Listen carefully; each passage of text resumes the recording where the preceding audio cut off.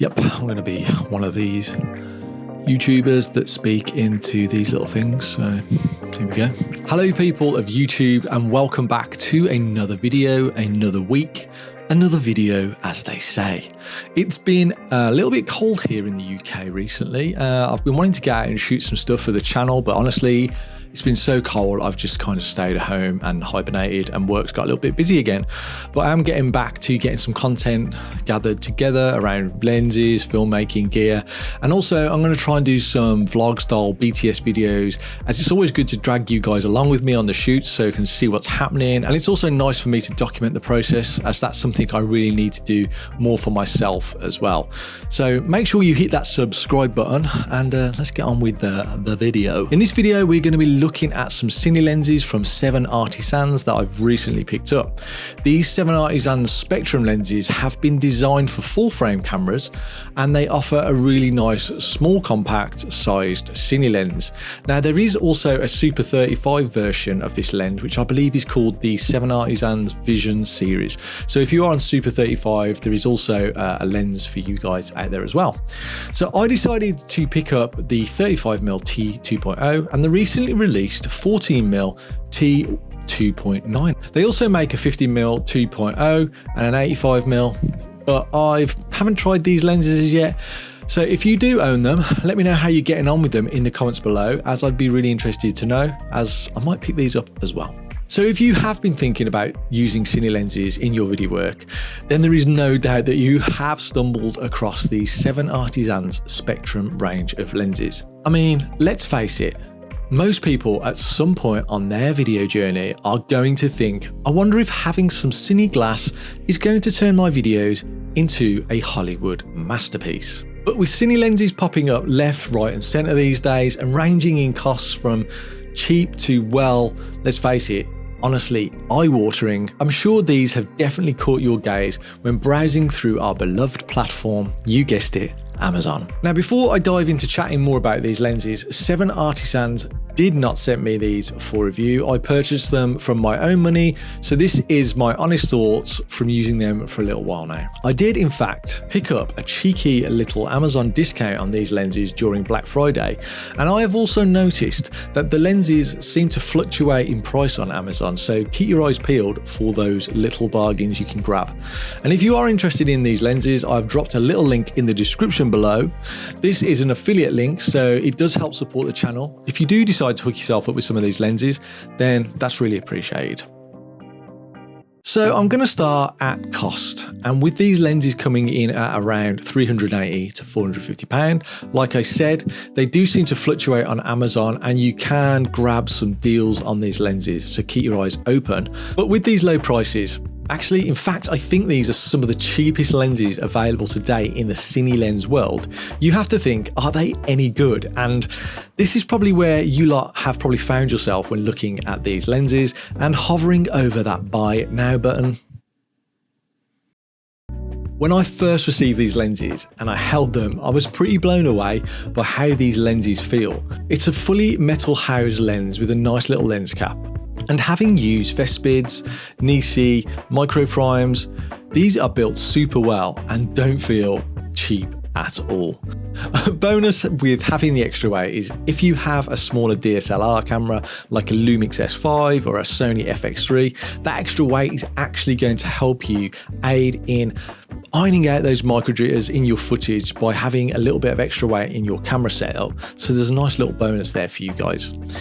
But with these budget costs, I will mention there is absolutely no weather sealing on this lens. So just note this for when you're filming on those rainy days or in those super dusty environments. Now, the beauty of using cine lenses over photography lenses are that in theory, they should all match in both color reproduction and in the fact that the focus and the aperture gears should all fall in the same location. So when you swap lenses, it's a pretty quick changeover and you don't have to rejig the whole camera setup, which can be a little bit annoying.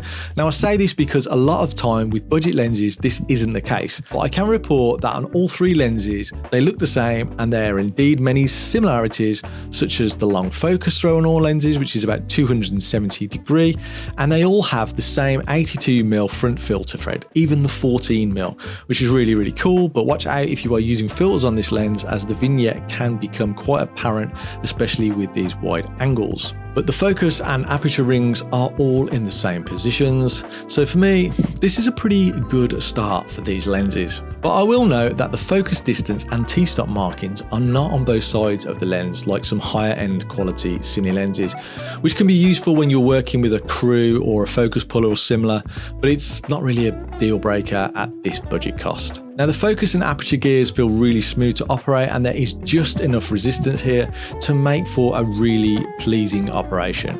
In fact, one thing, if you are coming from photo to cine lenses, you will notice that focusing on these lenses is very different, and that will be down to the focus throw. On photo lenses, it can be really hard to focus rack due to the sensitivity, but with a cine lens, you have a large focus throw, and it can make it really easy to manual focus and just pull some nice smooth racking shots. Now the part you've all probably fast forwarded to, the image quality chat. Now these lenses are not the sharpest and they're definitely not optically perfect, but that's something that I've actually come to love about them. You get a nice looking feel to the images, and I found the roll off in the highlights pretty pleasing with a nice vintage feel to them. I hate to use this word, but cinematic is definitely what you get here, and it's really nice. This is where, to me, you really get the difference between a photo and a video lens. Photo lenses can often seem so clinical, when video lenses have a smoothness and quality that feels like you are looking through your own eyes. They really do have a great character and personality for this price bracket. With the bokeh, I did find it gets a little messy sometimes down at the T2.0 area, which is around an f1.8 for you guys in Photoland. But again, that's character. It didn't massively make me think, I don't like them. I just felt like I was using some vintage glass, to be honest. Now the close focusing on these lenses, especially with the 35mm, was great. It's around 20 centimeters, and on the 14mm, it's around 40 centimeters, so you can get some really cool creative shots. Now, I will say that when I started to originally research these lenses, a few articles and videos I came across did show a huge shift in color across the lens set, notably with the 35mm being the worst in the set. But without having the 50mm and the 85mm to compare to, it's really hard for me to test this myself. Now these were the videos side by side I captured with the same settings for color comparison with the 14mm and the 35mm, both at t2.9 and matching camera settings. Let me know what you think, and if you do have the 50 or the 85mm, I would love to know what you're feeling on the color and the images. So get in the comments below, and we can continue the chat down there, as that would be really nice, because I'm actually thinking maybe should I pick up the 50 or the 85 as well. Now with these being budget lenses, I have to say I've been more than impressed with the look I've gotten out of them. But there are some buts, which to me are not major, but you know, some of you might possibly turn away because of this. And these are going to be, number one, it's going to be the focus breathing. When it comes to cine lenses, the idea that a lens is useless because of its focus breathing is rather new. Many brands are now addressing this issue by building in focus breathing compensation into their cameras. So this is basically cropping into the image in the actual camera. But many high-end cine lenses, such as Cooke Pancros, Cooke S4s, all focus breathe, and they are among the top cinematographers' favorite lenses. Even though focus breathing is a thing and brands are now addressing it for the most, the idea that a lens should be absolutely perfect is a recent thing to me, and in my honest opinion, it's pretty pointless.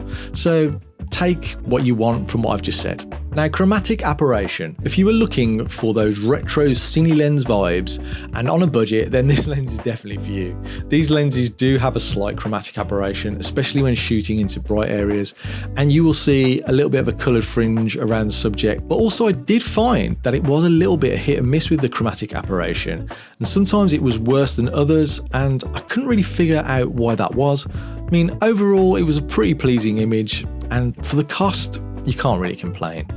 So what are my thoughts on these lenses? I had a lot of fun shooting with these lenses and I've done a few little projects using them now. I'm mainly using them on my Lumix S5iiX as I brought these in L mount, which is a little pain that there isn't a PL or adaptable mount on these, as I would love to use them on other cameras, but at the moment they're only available for E mount, L mount, RF, and I think Fuji mount. This is another consideration for me when buying, is having the ability to adapt these across cameras is not possible, which is why most of my camera cine lenses are all PL mount lenses. But if you are a new filmmaker, these lenses are a great option for you. You can do some really fun stuff with them and they have that look that you can do a lot with. Even if you're an experienced filmmaker, these are fun to have in your kit arsenal and they are, like I say, just great fun to play with.